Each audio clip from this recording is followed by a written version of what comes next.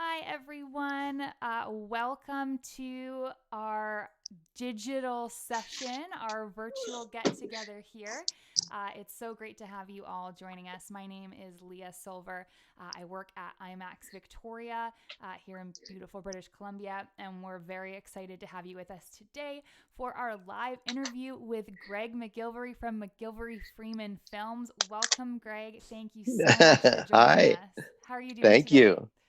Doing great Good. down here in Laguna Beach, and it's an interesting time, of course, but glad to be up there in Victoria. Awesome. Perfect. Well, we had you here not too long ago here in person for the Giant Screen Cinemas conference last fall. And then Yeah, before that, you probably remember some of our annual pass holders likely remember that you joined us for the opening of Journey to the South Pacific as well when we opened yes, that film. uh-huh, yeah. So we're no stranger to you and your work, and you're not so much of a stranger to us either. Um, but thank you. Essentially, I just want to say thank you for joining us. Um, Greg, you're you're a big deal. There's no in the No, giant screen world. Uh, I don't know. your work is just fantastic. Some titles for folks to sort of trigger your memory of Greg's work and MacGillivray Freeman's work: To the Arctic, America's Musical Journey, Everest, Humpback Whales, Grand Canyon, Dolphins, the Alps, and it all started back in 1976 with To Fly, which for our pass holders, you may remember that we last year in the film festival for 2019, we played To Fly, which was one of the first IMAX films out there. So that was sort of 40 years ago, Greg. So what about the giant screen world has kept you so engaged in making content? The thing that's most fun about making a movie in IMAX is when you finally see it on the giant screen. It takes you back to the instant that you actually filmed it, and it's partly that kind of jazz that you get when you're re-experiencing life almost for the second time, because IMAX is so real Right. that I think that's probably the most joyous thing. And then, obviously I love challenging myself with new themes and new ideas and new science projects and new ways to film things. And our company has always been trying to do new kinds of things, like with aerial photography or underwater photography, um, and seeing whether or not you can make those things work on the big screen is probably the toughest thing in the filmmaking world, because our format is very unforgiving. It you Every flaw is shown, you know 6 stories tall, and so you end up going, "Oh my gosh!" If you have an actor that's not doing too well or doesn't really, is not an A+ actor, you can see it very clearly in their eyes. And so, Right. what we try to do is use real people doing the real job that they do, so they're really competent, and put our audience in real situations. So we try not to use fantasy or fiction Right. too often. And I think that's really worked. And that's what the audience really appreciates, because you feel like you're there with the real characters. Yeah. And it's that freshness, that believability that I think our audience adores. Mm. It's hard to get truth in media, truth in everything today. It's there's so much garbage on the internet and things that just are not really right. Museums like Victoria and IMAX films are still the most popular ways to get truth in content, Right. um, and that's partly because we're held to task if we ever say anything that's not 100% correct, um, and so being a trusted medium is, I think, a really strong value today, Yeah. and that's what I love too. That's fascinating. And how? How have you seen? I'm going off script. How I have a list Good. here of questions, and it's too engaging. I'm getting pulled off track. But how have you seen things change? Because definitely the giant screen format has been a part of the entertainment community and the educational community for so long. But there's been such changes in technology to allow filmmakers like yourselves to keep bringing this amazing content to our screen. So what would you say the biggest change has been in technology? The most dramatic one has been in the last 3 or 4 years, where we've switched partly over to digital filmmaking. Right. Finally, there are 8K cameras, and that's almost good enough for IMAX. IMAX, frankly, is 23K, which we don't have a camera that'll shoot 23K yet, but except for the film cameras. And so we've been shooting half of our films, all the aerials and all the very wide shots in film in 1570, and then filming the rest of the scenes in 8K digital. Right. And matching the two really well and making them look really great. And with the laser IMAX projection, in my estimation, and I'm very picky, you can get a quality that's probably 3 or 4 to 5% better than the old film projectors, the old film systems. Right. Now, I'm waiting for the day that we have 10K or 12K cameras, or maybe even 16K cameras. I will adore that. But, right now we're making that giant transition from film capture to digital capture and film projection to digital projection. And that's pretty major. But it means that you can do an awful lot of new things with smaller cameras and shoot slow motion in almost every situation that you want it, without lugging that gigantic 300-pound camera. It's going back, we put the gigantic camera on skydivers and hang gliderists and surfers and kayakers and everything. But 9 times out of 10, the cameras would fail. Oh, God. Things would go wrong. The guy would nearly drown. You have, but now with these smaller cameras, you can do things without basically risking your life. And your insurance costs must have gone way down, Greg. They did. They actually did. That's amazing. I have a question here from one of our pass holders, Anna. What inspired you to start making movies at such a young age? Because you started movie projects in your early teens. Yeah.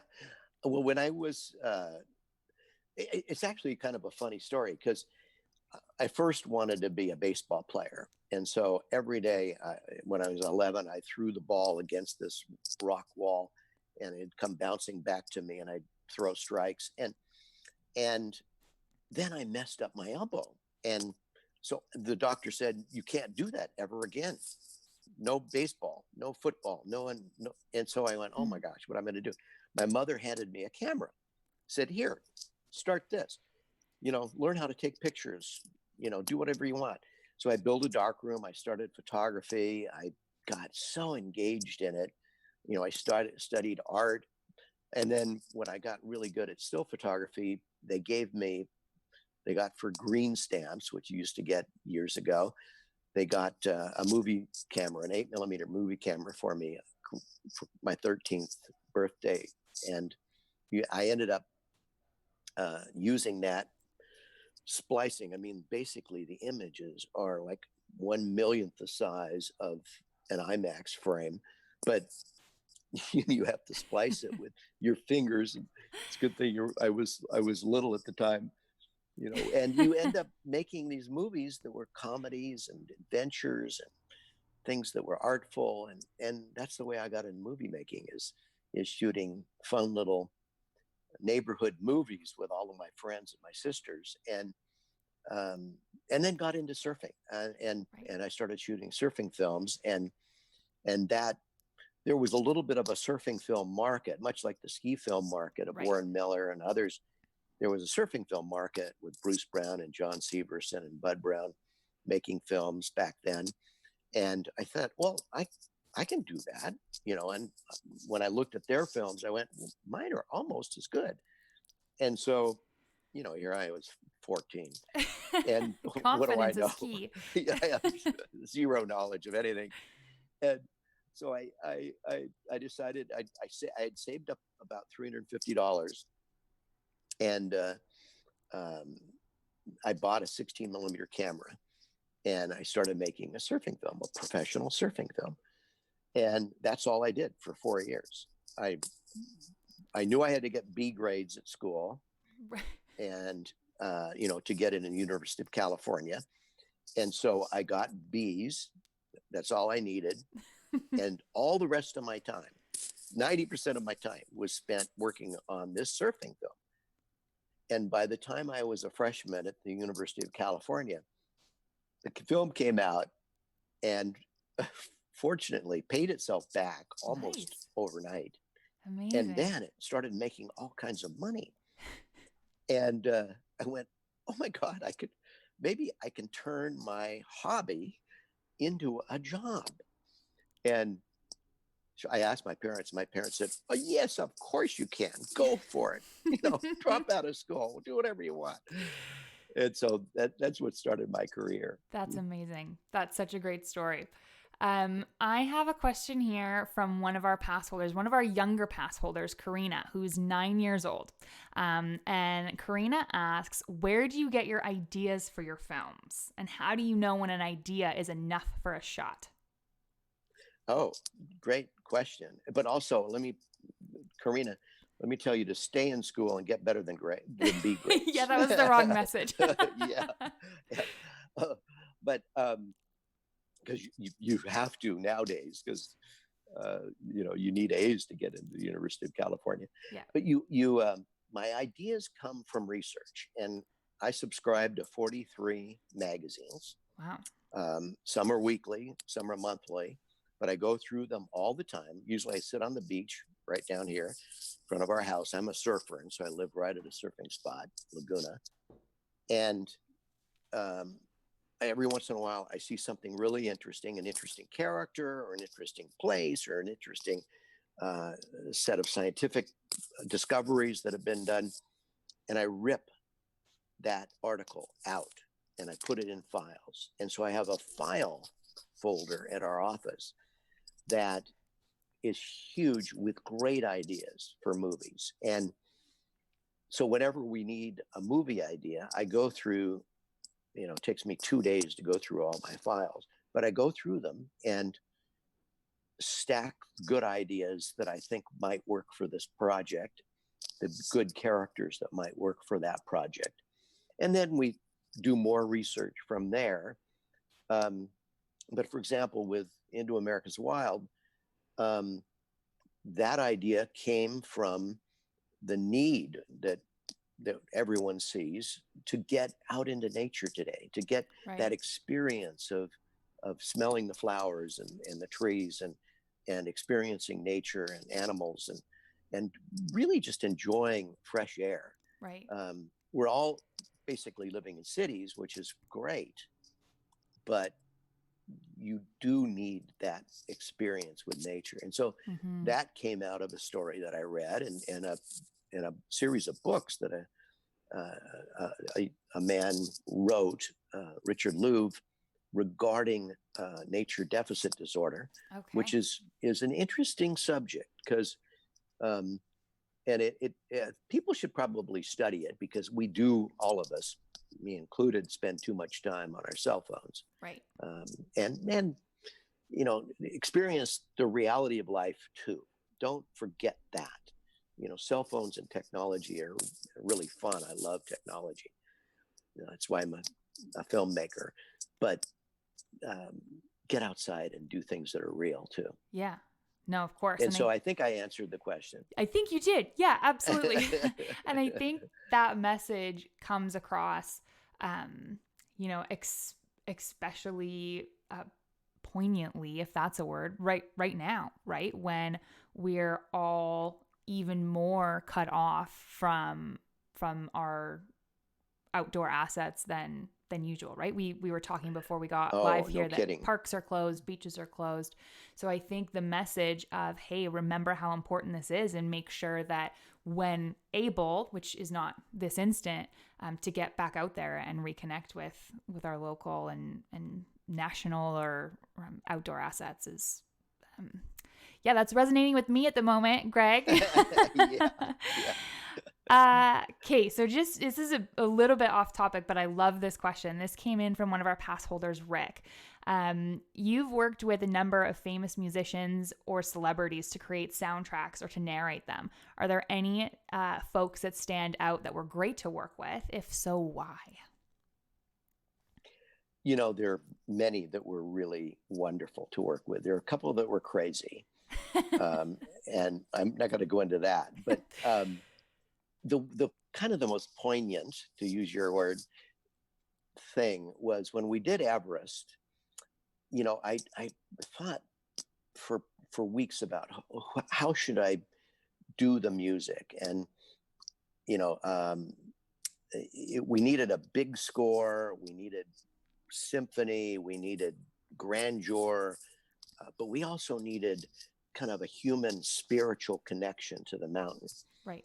And George Harrison had gone through his spiritual phase, which is, where he got the Beatles to go to India and study with Maharishi, and essentially from that moment on, way back in the middle 60s, he was into Eastern religions and into the idea that there was an extra value to the hereafter, and the extra value to spiritual aspects of life. And so his music reflected that. He used Ravi Shankar as part of a lot of his tracks. And so I said, gosh, if we could get George Harrison and his music for this movie, it would be fantastic. And when we asked him, he said, I'd love to do it. He knew that it was a spiritual film, that it was about this mountain that's revered by the Nepalese and Tibetans. And Jamling Norgay was climbing the mountain to pay tribute not only to the mountain and its spiritualism, but also to his dead father, who was the first to climb the mountain with Edmund Hillary. And Harrison loved that concept. And he said, well, Greg, you can use any piece of music that I've ever written, including all the Beatles. But if you want to use Here Comes the Sun, I'll really have to think about it, because that's a special, special song to me. And it wasn't until the very end when we showed Olivia, unfortunately, George was then in his early stages of cancer. And so he couldn't get up from bed. And we had to show him the video in his room at his house in Los Angeles. But we got his wife to come watch the film at the IMAX theater 6 months before the film's release. In fact, it was the same version that we had shown in Vancouver to get all the theaters to launch the film early. Right. And she had tears in her eyes when she saw it. And for me, it was that kind of wonderful connection where you've got this guy who, being part of the Beatles was such a major thing to all of us growing up at that time. But also the concept of George's music, which was so riveting and also associated with culture, just, I think, really made that film. And amazing. Eventually, when he saw the video, he said, now you've got to use Here Comes the Sun.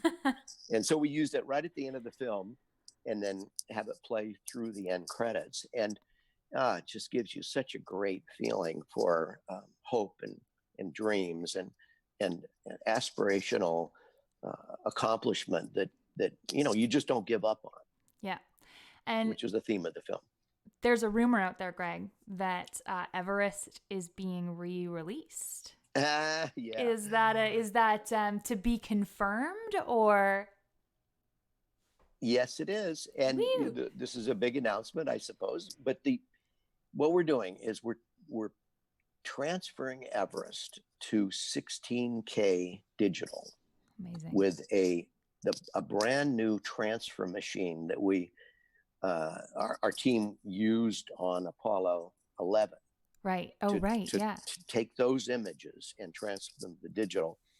And because that transfer machine works so well, we're bringing it from London to California, and then transferring the entire film and doing some re-editing and some updating, and it'll be called the director's cut, and it'll be re-released a year from now on the date of the 25th anniversary of the climb of the mountain, which occurred 25 years ago almost. And so that'll be next year. And we hope that, it will be seen as something that is pretty important, because that film, I watched it just yesterday, and it really holds up. I mean, it's such a great story, and the characters are so present, and honest and real, that you end up emotionally feeling part of it. And it's just such a bizarre place. I went to Everest, and it's like being on the moon, and the movie takes you there, takes you to this bizarre location. That is going to be so special. I'm genuinely looking forward to that. I did see Everest as a young person at IMAX Victoria. I grew up on Vancouver Island, so I saw it at our theater. I think it was on an elementary school trip. So I am so excited for it. Yeah. Now, switching gears, so that's one upcoming project. The other upcoming project that I wanted to talk to you about, we've talked about it a little bit already, is Into America's Wild, which is your most recent release. I've had the pleasure of being able to see the film. Our audience in Victoria and our pass holders have not had a chance to see it yet. It's on our list of upcoming films that we're really excited about. So we'll see when it does come to the theater. But we've talked a little bit about it. I have a trailer to play. Before we jump into the trailer, can you tell us sort of what a little synopsis of what is Into America's Wild? What makes it special? It's really finding the hidden places that are very seldom visited all through America, and going to them and enjoying them in a fresh way. Right. And seeing them through the eyes of two Native Americans, two wonderful characters, one a 30-year-old woman who is from Alaska, from an Inuit tribe, and the other, a Chickasaw man who was the first Native American astronaut, who basically had an epiphany in space that he wanted to share with school kids worldwide. And so when he did about 11, 12 hours of spacewalk, which is where you're floating out there doing a job trying to construct the space station. But you're out there, and the sun rises and sets every 90 minutes. And so you're seeing sunrise, sunset, sunrise, sunset as you're doing this work, but you're getting the most beautiful view of our planet. Amazing. And you form a new appreciation for what it is to live on this blue marble that is so valuable, so important. It's the only place that we know that we could inhabit. Right. It's very valuable to us. Well, with that introduction, I am going to switch us over here to play the trailer. So just hang tight, folks, while I get us flipped over. One sec.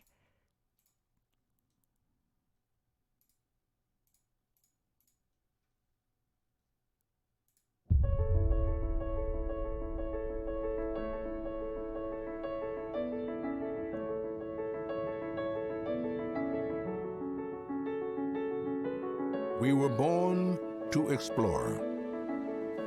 From the earliest adventurers to today's modern-day trailblazers, our curiosity moves us forward into the great unknown,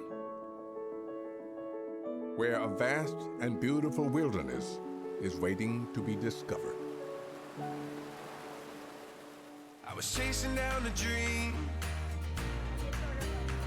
like you always taught me to. The creators of National Parks Adventure invite you on an exciting journey into the natural wonders of America.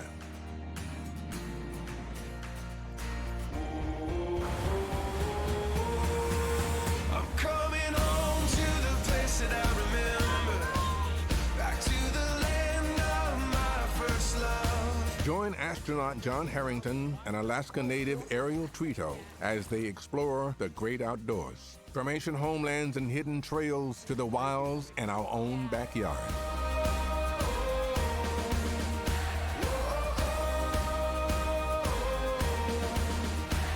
Take a step off the beaten path into nature's secret wonders and find out what it means to be at home in the wild. I'm coming home to the place that I remember, back to the land of my first love. MacGillivray Freeman's Into America's Wild, a film for IMAX and giant screen theaters.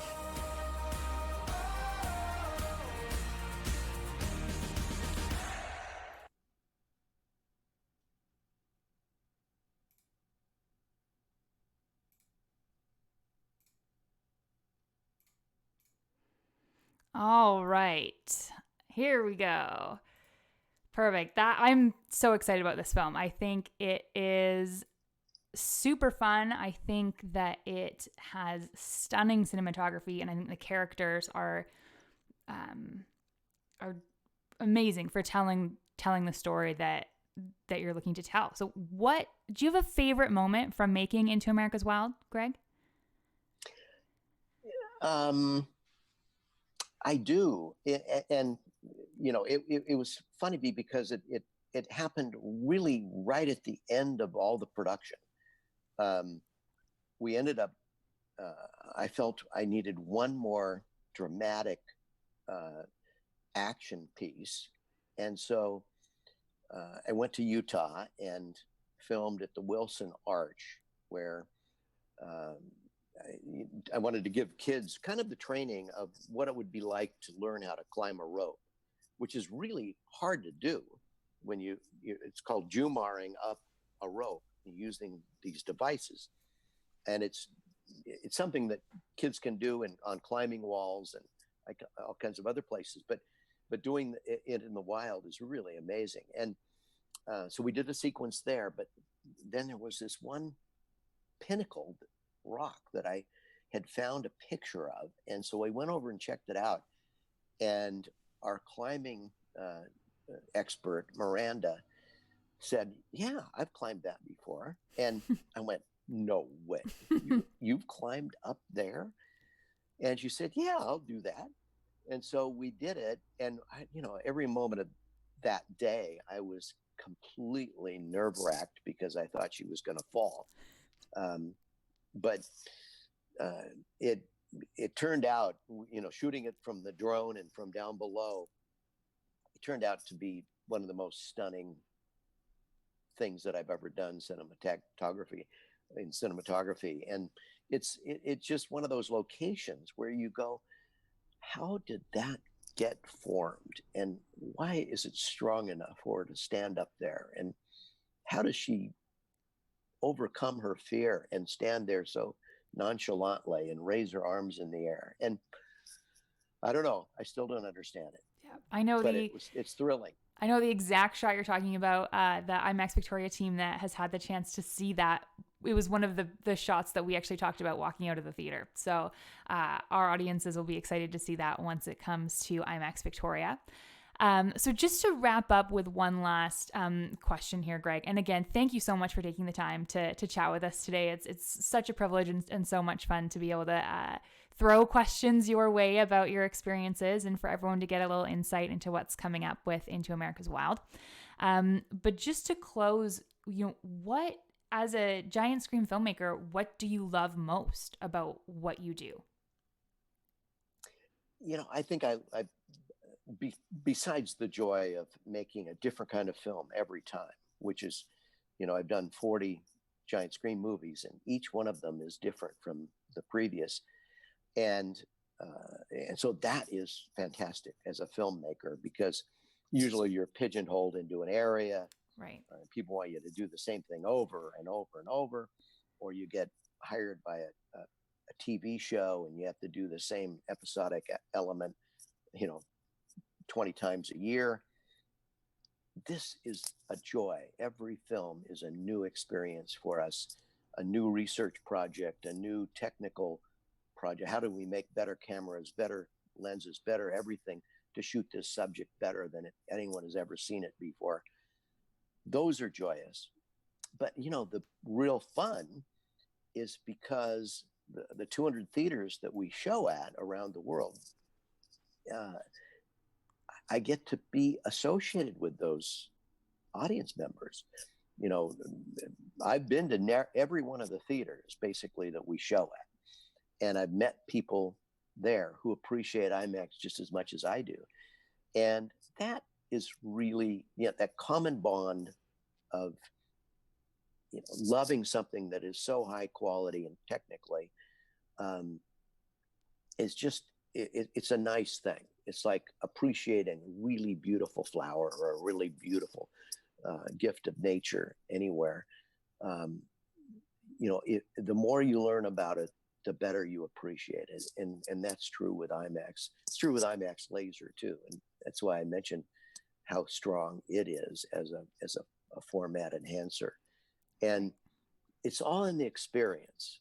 You can't experience this kind of movie making with a normal TV set or a normal movie theater. Yeah. You have to see it in IMAX. Amazing. Well, thank you so much, Greg. Thank you to the whole MacGillivray Freeman team for the amazing films that you produce and distribute. We are so grateful for them, and for you for sharing your time with us today and with our followers, annual pass holders, and everybody. So thank you. And thank you everyone who watched today. It was just a pleasure to be able to do this, and we look forward to having you for our next IMAX Live. If anyone has any follow-up questions from this, send them over to events@imaxvictoria.com, and we'll be happy to try to get back to you on them. So once again, thank you so much, Greg. You're welcome. Can't wait to come back to Victoria. Woo, hopefully soon. Yeah. Okay, this is us signing off, everyone. Thanks so much.